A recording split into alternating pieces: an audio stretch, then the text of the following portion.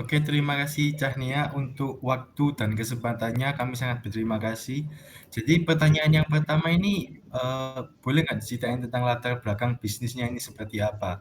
Kayak dimulai tahun berapa, habis itu mulainya dari kota apa, seperti itu. Oke, kalau bisnis pempek saya sendiri itu kita awalnya karena saya punya saudara yang basicnya memang di tata boga. Jadi sekitar tahun 2020 pas awal COVID itu saya dan saudara saya ini memutuskan untuk membangun bisnis pempek ini. Nah, kalau jangkauan wilayah sendiri sekarang kita itu ada di Kota Kediri. Terus kita juga ngelayanin yang online-online gitu sih. Hmm, oke. Kan bisnis pempek ini banyak banget kan di Indonesia. Contohnya kayak punya kami. Nah, yang membedakan pempek Cahnia sama pempek lain itu kayak apa? Kayak keunggulannya, ada harganya mungkin gitu? Oke, kalau pempek saya sendiri kan karena saya ini di kota kecil ya, jadi buat nyari empek-empek yang premium kayak kalau di Surabaya kan banyak nih merek-merek empek-empek yang memang premium.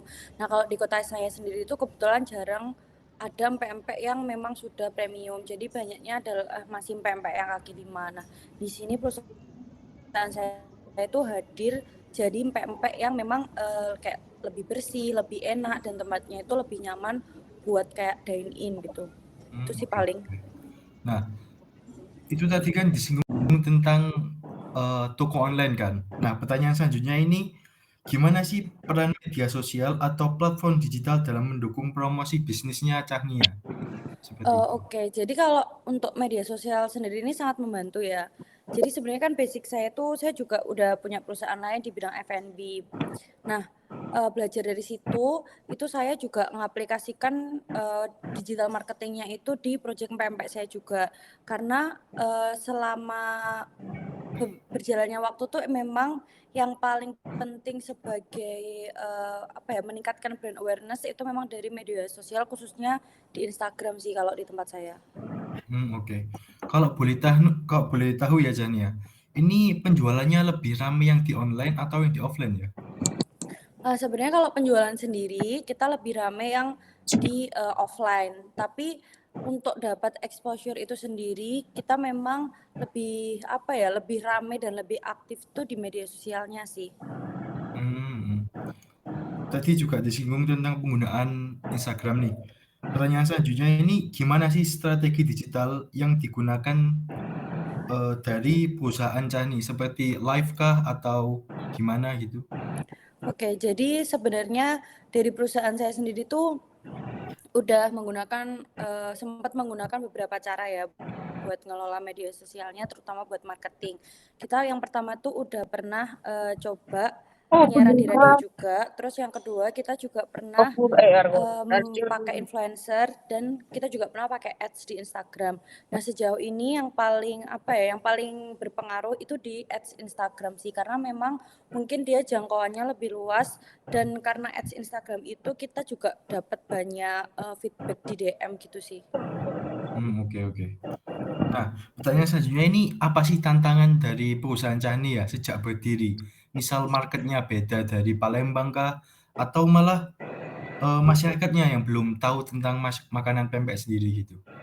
Oke, kalau, di tempat saya sih sebenarnya mereka udah banyak tahu ya, maksudnya udah familiar dengan pempek itu seperti apa. Tapi ya balik lagi karena ini di wilayah yang kecil, di kota yang kecil, mereka tuh lebih banyaknya paham tuh empek-empek yang dalam tanda kutip tuh murah. Jadi mereka belum bergerak ke arah empek-empek yang memang lebih bersih, yang kita bisa dine in pempek. Jadi memang marketnya yang masih kita bangun. Oh, berarti yang terkenal itu pempek yang gerobakan pinggir jalan itu? Iya, iya, iya. Oke. Nah, pertanyaan terakhir nih, eee, menurut Cahni ya, apa sih ide yang dapat digunakan nih dalam market Surabaya ini? Kayak inovasinya gitu? Oke, jadi kalau Surabaya kan karena memang dia kota besar dan memang di sana udah banyak banget merek empek-empek apalagi yang udah terkenal. Kalau menurut saya mungkin inovasi kalau dari segi produksi bisa buat additional produk ya. Misal kalau kalian emang ada tokonya yang memang bisa dine in, kalian juga bisa jualan tuh selain pempek gitu. Jadi selain ke sana tuh orang nggak hanya beli pempek, karena kan nggak mungkin nih semua orang tuh setiap hari tuh akan beli pempek. Jadi kalian bisa kasih produk-produk tambahan di toko kalian, misal kalau ada. Kalau memang nggak ada, mungkin kalian juga bisa cari referensi untuk inovasi ke pempek itu sendiri. Misalnya toppingnya atau sausnya atau isiannya kayak gitu sih. Oke, menurut Cahnia ya, Cahnia kan udah nyoba produk kami yang pempek kapal selam sama pempek mix. Menurut Cahnia ini udah cocok nggak sama harganya? Terus rasa sama kualitasnya ini udah cocok nggak sama market di Surabaya?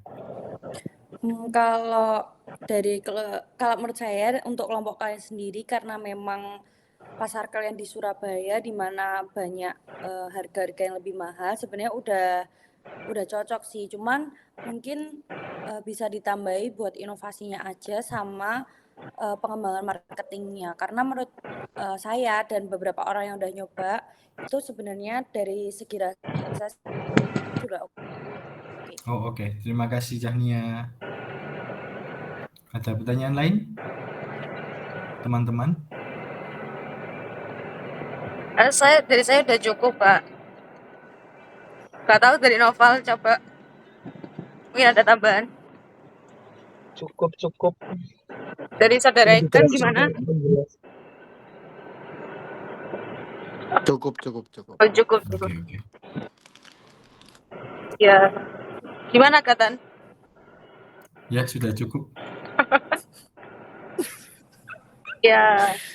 Ya udah, kalau cukup. Bilang apa Oke. sama Cani? Terima kasih, Cahnia. Kok nyeneni aku? Bilang apa sama Cani kalau cukup? Terima kasih. Terima kasih, Cahni. Makasih ya Jani ya. Yeah. Yes. Makasih ya. Ya. Baik, terima kasih Ella udah mau menyempatkan buat Zoom. Terus langsung aja ya ke pertanyaannya ya. Iya, boleh. Oke, yang pertama Ella kan udah menjadi salah satu pelanggan setia kami ya. Awalnya Ella ini tahu dari mana sih tentang produk kami?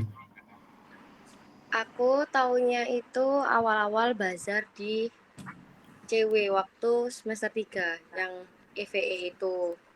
Terus habis itu teman-teman ke sana kayak pada beli, kamu nggak mau beli. Akhirnya coba pempeknya.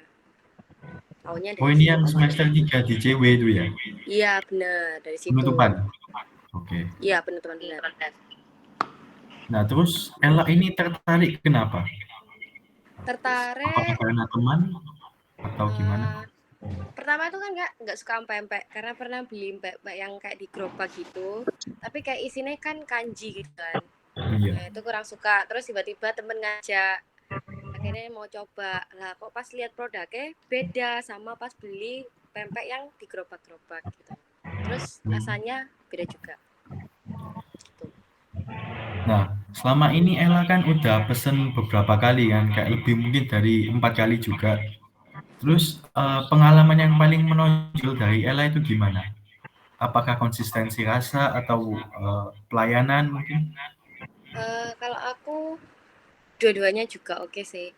Kalau waktu rasa, emang rasanya stabil terus dari awal beli sampai sekarang.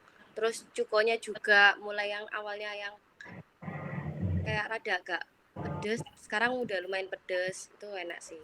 Gak beda kok. Tetap Oke. mantep.